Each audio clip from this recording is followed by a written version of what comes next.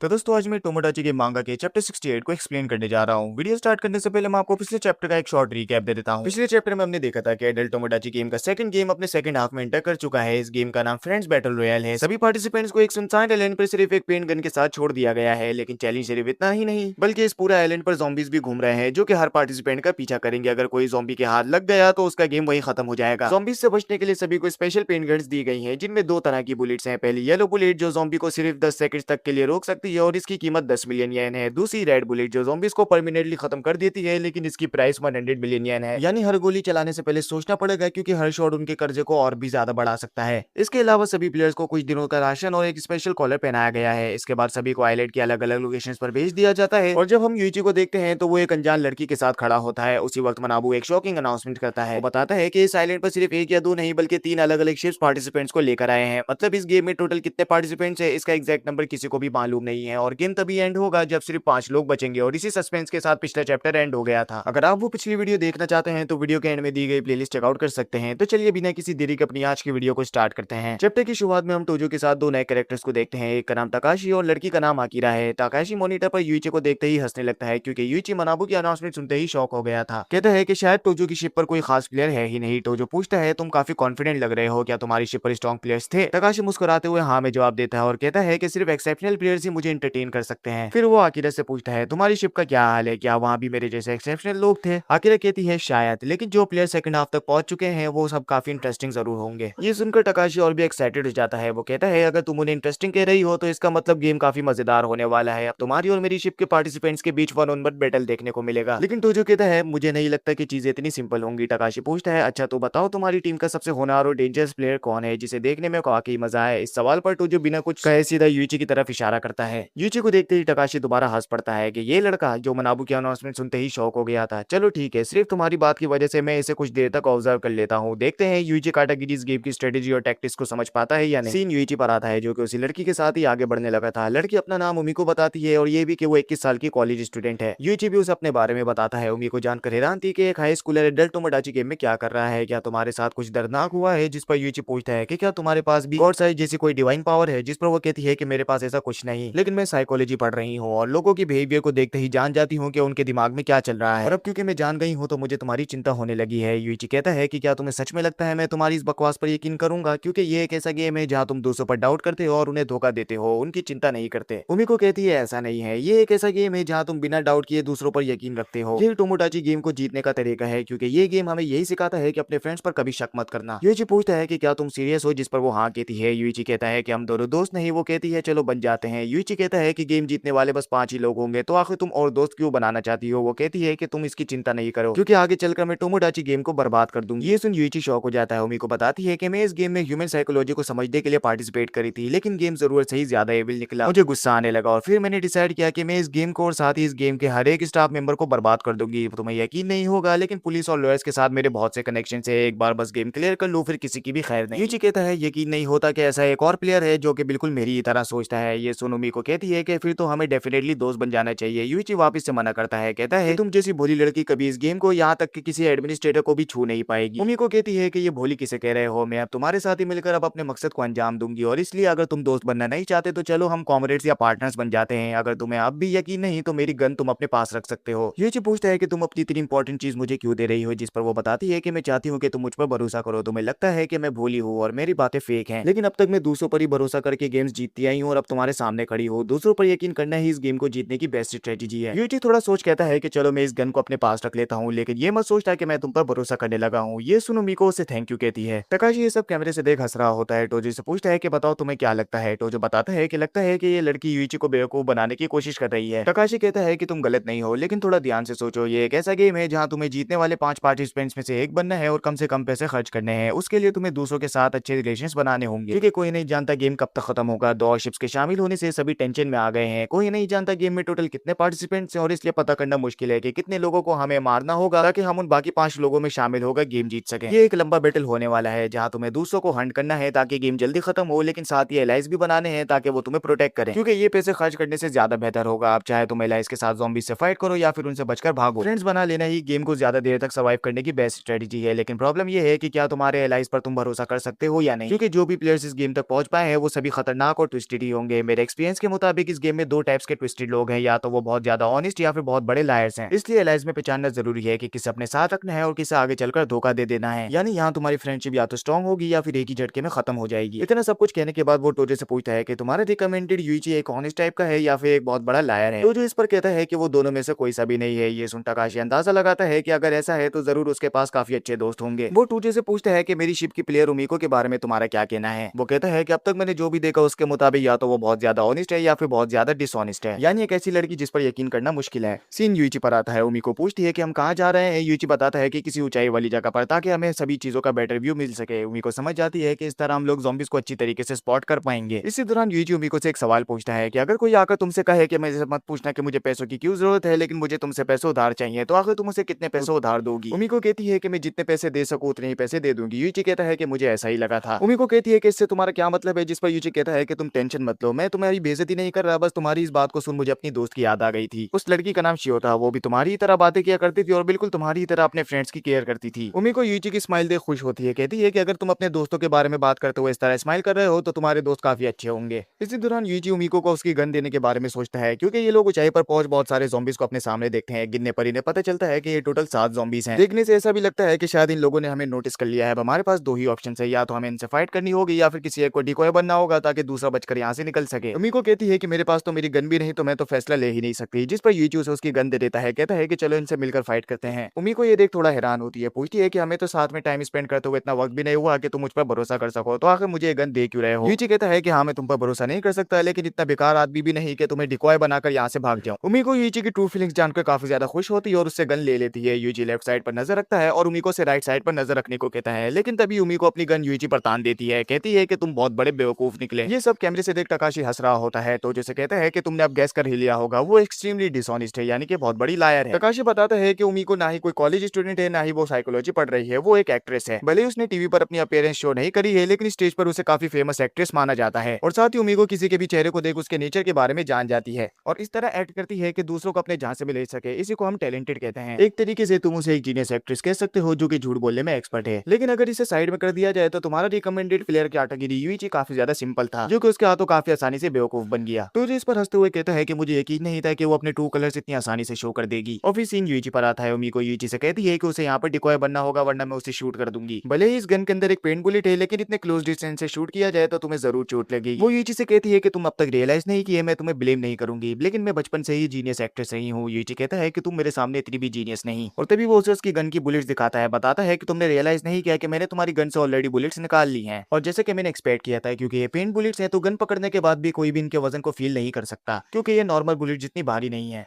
उमिको तुरंत अपनी gun check करने लगती है। यूइची उसका फायदा उठाकर उसे गोद में उठाता है और ज़ॉम्बीज़ के आगे फेंक देता है। ये सब कैमरे से देख तकाशी टोजो पर चिल्लाने लगा था। कहता है कि तुम्हारी मुझसे झूठ बोलने की हिम्मत कैसे हुई, क्योंकि तुमने कहा था कि ना ही यूइची ऑनेस्ट है, ना ही वो बहुत बड़ा झूठा है, लेकिन वो तो बहुत बड़ा झूठा निकला। यानी मनाबू की अनाउंसमेंट सुनने के बाद शौक होना और साथ ही अपने दोस्तों के बारे में बात करते हुए स्माइल करना, ये सभी उसकी एक्टिंग थी। यानी यूइची शुरुआत से ही जानता था कि उमिको पर भरोसा नहीं किया जा सकता, वो एक बहुत बड़ी लायर है, और साथ ये जानने के बाद भी वो उसके साथ ही रहा। टोजो तकाशी से कहता है कि उसे यूइची को इतना बड़ा लायर घोषित नहीं करना चाहिए। मेरी शिप में और भी ऐसे टैलेंटेड लोग थे जो कि उससे कई ज्यादा जीनियस थे। मेरा पॉइंट ये है कि यूइची का बेहतरीन फीचर ये नहीं कि वो एक झूठा आदमी है। तकाशी पूछता है तो बताओ फिर वो है क्या, कि तुम उसे किस तरह एक्सप्लेन करोगे। वो कहता है कि भले ही यूइची ने उमिको को धोखा दिया हो, लेकिन यूइची के लिए मैटर नहीं करता था कि वो डिसऑनेस्ट है या फिर ऑनेस्ट है। भले ही वो सच्ची होती या फिर झूठी होती, यूइची उसे अपने मकसद के लिए इस्तेमाल करता। तकाशी सुन थोड़ा हैरान होता है कि क्या ये सच में एक हाई स्कूल स्टूडेंट है, क्योंकि अगर उसके लिए मैटर नहीं करता था कि वो एक ऑनेस्ट लड़की या फिर डिसऑनेस्ट लड़की है, अगर वो उसे अपने मकसद के लिए इस्तेमाल करने को तैयार था, तो जरूर एक ईविल पर्सन होगा। सीन उमिको पर आता है, जो कि यूइची का हंसता हुआ चेहरा देख कहती है कि मैं तुम्हें कभी भी माफ नहीं करूंगी, लेकिन यूइची उसे बाइक कर यहाँ से निकल लेता है। सीन आकिरा पर आता है, जो कि यूइची की फाइल्स चेक कर रही थी। कहती है कि ये तो काफी इंटरेस्टिंग बंदा है, लगता है कि सेकंड हाफ में जितना मैंने सोचा था उससे भी ज्यादा मजा आने वाला है। तकाशी इससे एग्री करता है और टोजो भी मुस्कुराते हुए कहता है कि अगर तुम्हें ये एक्साइटिंग लगा तो मेरी शिप में दो और ऐसे प्लेयर्स थे जो कि इससे भी ज्यादा एक्साइटिंग मोमेंट्स तुम्हारे लिए लेकर आएंगे। इस पैनल में हम यूतरी को शिंजी के साथ देखते हैं। काइडो अकेला ही घूम रहा होता है और मिशिमा भी अकेले ही घूम रहा होता है। तकाशी टोजो से कहता है कि उसे इतना हवा में नहीं उड़ना चाहिए कि उसका एक प्लेयर हमारे एक प्लेयर से जीत गया है। तकाशी टोजो के साथ शर्त लगाता है कि अगर मेरी शिप का कोई प्लेयर तुम्हारी शिप के किसी प्लेयर से टकराता है तो हम देखेंगे कि उन दोनों में से कौन जीतेगा। और तभी ये लोग दूसरे कैमरे में देखने लगते हैं जहां हम शिनोमिया साटोने को 2 अनजान लोगों के साथ देख पाते हैं। इनमें से एक अनजान लड़का अकीरा की शिप में से था और लड़की तकाशी की शिप में से थी। यानी अकीरा, तकाशी और टोजो के पार्टिसिपेंट्स एक दूसरे से टकराए हैं और अब देखना यह है कि किसकी टीम यहाँ पर जीतेगी। एक ताकतवर लड़का एक जेंटल स्माइल के साथ, एक खूबसूरत लड़की ऑनेस्ट और चार्मिंग पर्सनैलिटी के साथ, एक खतरनाक मॉन्स्टर स्ट्रॉन्ग इंस्टिंक्ट्स और एक्सट्रीम लक के साथ,